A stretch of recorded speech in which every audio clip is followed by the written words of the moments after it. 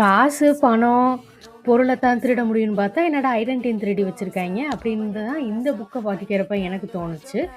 ஆர்.எஃப். Quang எழுதின yellow face. So இந்த நாவல் வந்து 2023ல பப்ளிஷ் ஆன இந்த நாவலானது பப்ளிஷிங் இண்டஸ்ட்ரியில இருக்கிற பாலிடிக்ஸ் பத்தி பேசியிருக்கோம். பாலிடிக்ஸ் அப்படின்னாலே இந்த காலகட்டத்தில எல்லா இடங்கள்லயுமே வந்துட்டு இருக்கிறத நம்ம வந்து பார்த்துக்கிட்டு தான் இருக்கோம். சினிமா இண்டஸ்ட்ரியா இருக்கட்டும், எலக்ட்ரானிக் இண்டஸ்ட்ரியா இருக்கட்டும், இல்ல வேற ஏதாவது மேனுஃபேக்சர் இண்டஸ்ட்ரியா இருக்கட்டும். இந்த மாரி எல்லா இடங்கள்லயுமே வந்துட்டு இருக்கு. பப்ளிஷிங் இண்டஸ்ட்ரி மட்டும் அதுக்கு விதிவிலக்கு இல்ல மக்களே. பப்ளிஷிங் இண்டஸ்ட்ரி ஆனது என்ன செய்யும்னா, நம்ம எழுத போன ஒர்க்க அது வந்துட்டு கையில நாவல வந்துட்டு பிரிண்ட் எடுத்து தரப்படும். அது எல்லாரோட ஒர்க்கையுமே வந்துட்டு அவங்க அக்செப்ட் பண்ணி பிரிண்ட் அடிப்பாங்கன்னா, அது கண்டிப்பா கிடையவே கிடையாது.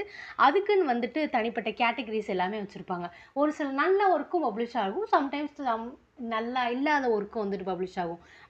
ஆனா, அந்த நேரத்துல, அந்த தருணத்துல அந்த பப்ளிஷ் ஆகா